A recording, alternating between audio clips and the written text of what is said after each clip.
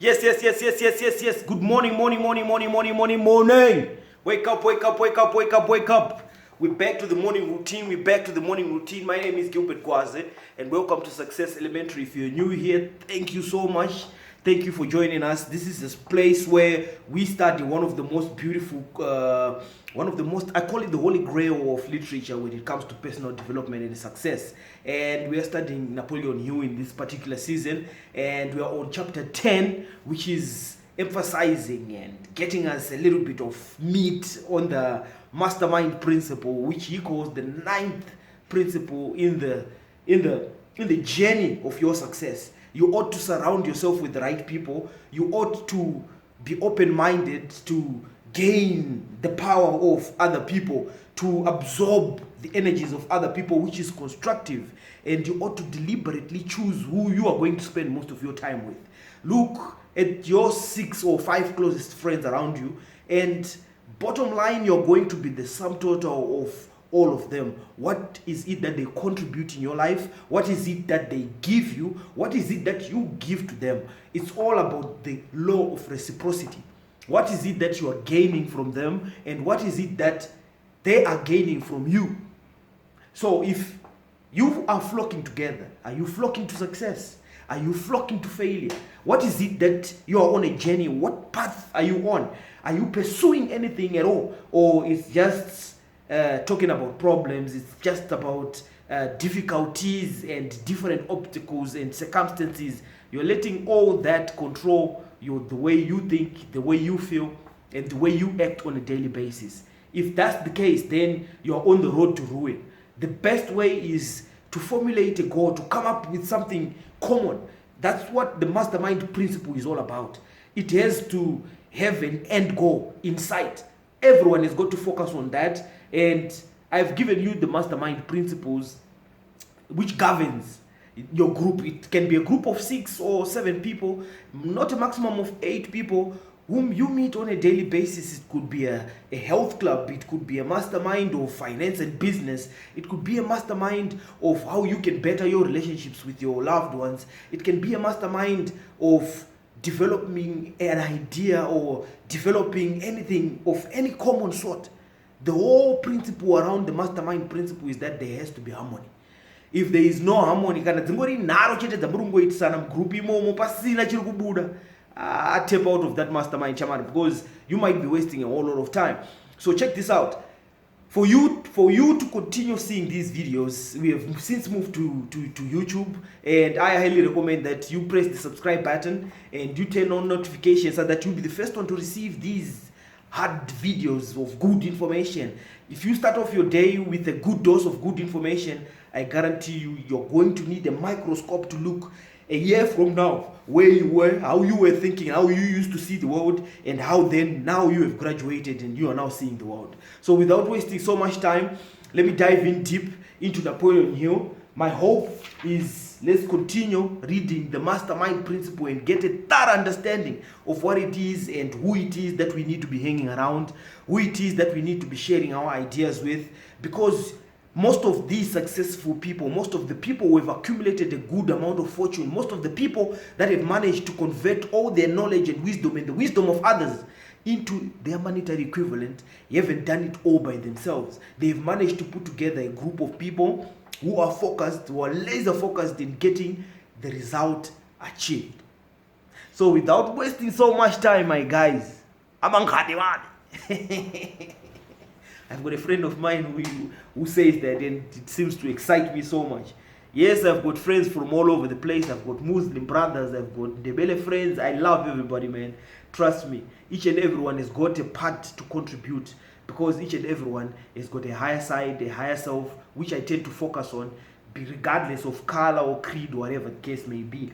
So I'll continue. So as you are formulating your mastermind, don't be limited in thinking of someone and discriminating people according to how they look or their nationality or their religion, whatever. Anyone can become a part of your mastermind. If anyone can become a part of your mastermind, regardless of that, you've grown, and you've grown into an understanding what a human being is. We call it a human becoming. It's just an experience. Each and every one of us is going through that experience. Let's go. Energy is nature's universal set of building blocks, out of which she constructs every material thing in the universe, including man, and every form of animal and vegetation life. Through a process which only nature completely understands, she translates energy into matter. Remember, we said there are only two forms that exist. There is energy and there is matter. Energy is the intangible. Energy is the all. You just know the effects of energy. Just like what you have with energy in electricity, heat. You can't touch heat. You can't touch electricity. You can't touch lighting. But you can just see its effects. You can see that there is light there. You can hear the sound. But you can't touch it. You can't hold it in your hands. That's the beauty about nature. And everything is energy. Every single thing, you can, including human beings, including animals, including the universe, it's all energy. And nature has got a specific way of turning that energy, the non-physical side of things, into physical side of things. If you get that, whatever you hold in your imaginative faculty, whatever picture you can plant into the non-physical side of yourself, whatever you can come up with as a goal, if you truly focus on that goal, one day nature, through the action of laws which you ought to understand, there is the perpetual transmutation of energy. Energy moves from energy into form and back into energy. That is always happening. That has always been happening. We only came here to realize and grow into the awareness of what was happening. And so, after understanding that, whatever you think in your mind is whatever is as a result of what you are seeing in your circumstances and in your life. So, all the religious leaders have disagreed basically upon almost anything in terms of what we are supposed to do, what we are not supposed to do. You can name a number of things that all the religious leaders have come to disagree, but they've virtually agreed on one thing, that a man becomes what he thinks about. Thinking is a non-physical process. It's a process that you can't put your fingers to, you can't touch, you can't see, but you know its effect by seeing the environment, by seeing the character of someone, by seeing the results of someone. You can tell to the exact dot that they are associated with constructive and good thoughts. Let's go. Nature's building blocks are available to men in the energy involved in thinking. Man's brain may be compared to an electric battery. It absorbs energy from the ether, from the nothingness, which penetrates every atom of matter and fills the entire universe. It is well-known fact that a group of electric batteries will produce more energy than a single battery. It is also a well-known fact that an individual battery will produce energy in proportion to the number and capacity of the cells it contains. The brain functions in a similar fashion. This accounts for the fact that some brains are more efficient than others and leads to this efficient statement. A group of brains coordinated or connected in a spirit of harmony will provide more thought energy than a single brain. Just a group of electric batteries will produce more energy than a single battery. So this is just an analogy for you to understand why it is important for you to find people whom you resonate with, whom you coordinate with, because you're putting brain power. You're compounding your brain power. Through this metaphor, it becomes immediately obvious that the mastermind principle holds the secret to the power wielded by men who surround themselves with other men of brains. There follows now another statement, which will lead still nearer to an understanding of the psychic phase of the mastermind principle. When a group of individual brains are coordinated and functions in harmony, the increased power created through the alliance becomes available to every individual brain in the group. It is a well-known fact that Henry Ford became his business career began his business career under the handicap of poverty, illiteracy, and ignorance. This is an equally well-known fact that within the inconceivably short period of 10 years, Mr. Ford mastered these three handicaps, and that within 25 years, he had made himself one of the richest men in America. Connect with this fact the additional knowledge that Mr. Ford's most rapid strides became noticeable from the time he became a personal friend of Thomas A. Edison. And you will begin to understand that the influence of one's mind upon another can accomplish. Go a step further and consider the fact that Mr. Ford's most astounding achievement began from the time that he formed the acquaintances of Harvey Firestone, John Burroughs, Luther Burbank, each a man of great brain capacity, and you will have further evidence that the power can be produced through friendly alliance of minds. There is a little, if any, doubt that Henry Ford is one of the best informed men in the business and industrial world. The question of his wealth needs no discussion. Analyze Mr. Ford's intimate personal friends, some of whom have already been mentioned, and you will be prepared to understand the following statements. Men take on the nature and the habits and the power of thought of those with whom they associate in spirit of sympathy and harmony. You are going to inherit in spirit and in harmony my habits uchita hang around with. Sorry to cough a neck right there, but it's true. And so I choose my friends carefully. I choose to associate myself carefully. I just don't want anyone and everyone to be hanging around me. If you're not winning, I don't need you around, because my job is not to convince losers to be winners. My job is to support winners to continue winning and to win more. That's my journey. That's my passion. That's what I love doing. So that's one thing that I didn't really had clarity on. And so in most cases, I wasted a lot of time with losers, and they're still losing, man. Henry Ford wiped poverty, illiteracy, and ignorance by aligning himself with great minds, whose vibration of thought he absorbed into his own mind.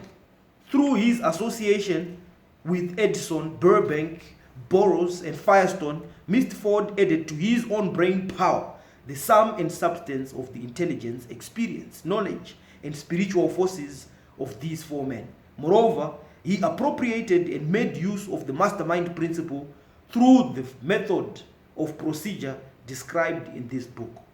This principle is available to you. We have already mentioned Mahatma Gandhi.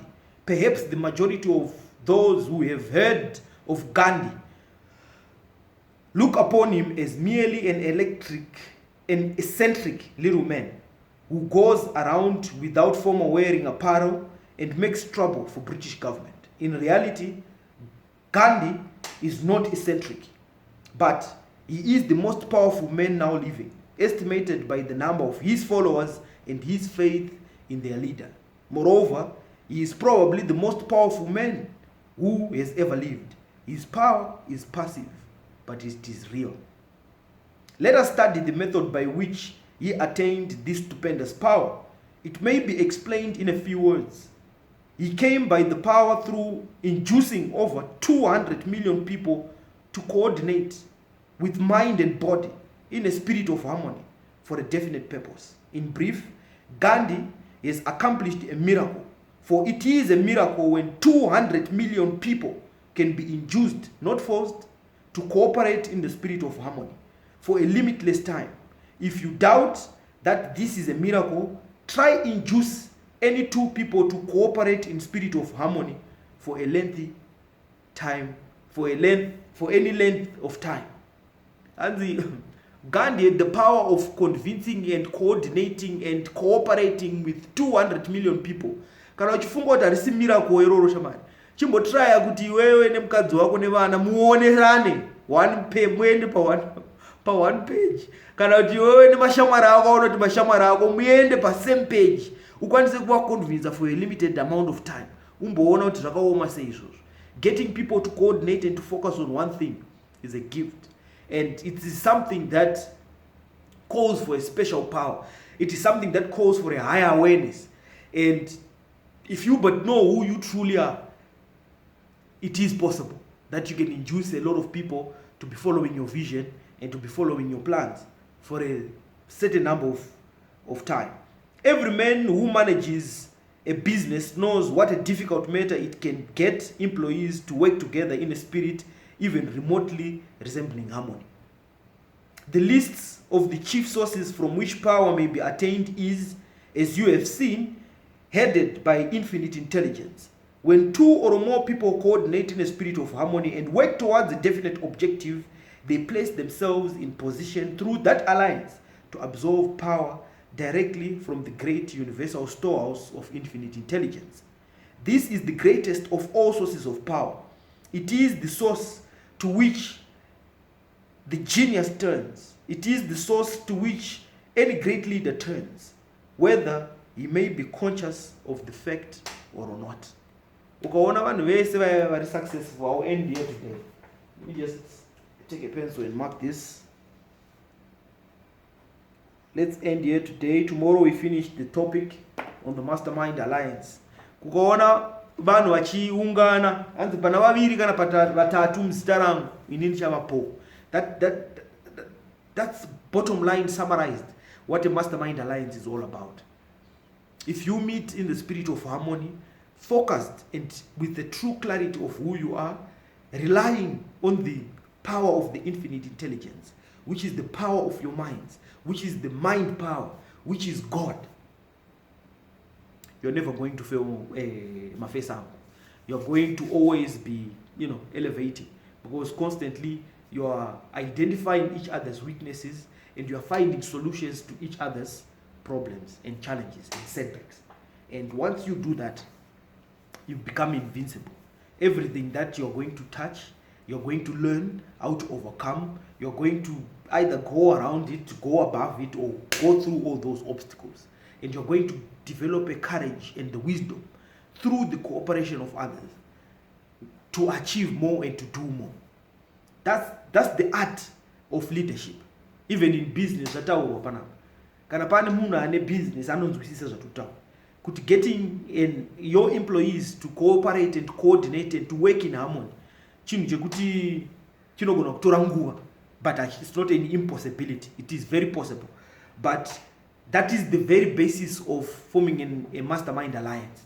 It's getting people to cooperate and to coordinate and to serve whatever customers you've got in business, and to focus on serving the customer, not focus on you as the source of money, but the customers, such that you continue to elevate and you continue to expand each other and you continue to grow. Small groups of people, intelligent people who are deeply rooted in the wisdom of the Mastermind Alliance, their companies are going to grow much quicker and much faster. Kuna hao wanenge wachidonzerana, one person pulling in the other person's direction, wachidonzerana one uku mwachendo one uku. Azvo izvozvo zvazviwanzo developer, zvinowanzoramba zviri pazvinenge zviri and haumbofa wakaona progress. So whatever you want to do in your life, whatever you want to pursue in your life, I highly recommend that you pray for mastermind group members that are in harmony with your goals and with your vision. It's only when you attract those people that you're going to accelerate even further. They call it quantum leaps. Quantum leaps is when you realize that there is the higher side of you which is more powerful, which is what I'm trying to communicate in the 365 days of power consciousness. It's getting you to realize the power that you have, which is right inside of you, which exists to your disposal. It's just growing in awareness and growing in the consciousness of realizing the possibilities of that power. Thank you so much, Omana. It's always a pleasure serving you. It's always a pleasure studying with you. Continue to tune in. Continue to absorb these good seeds and good information. Trust me, it might appear as if nothing is happening, but there is a lot that is starting to change inside of you in the way that you see things, in the way that you reason and think about things. Up until we meet again on one, same time, same place. Just don't forget to hit the subscribe button and press notification. Up until then, cheers.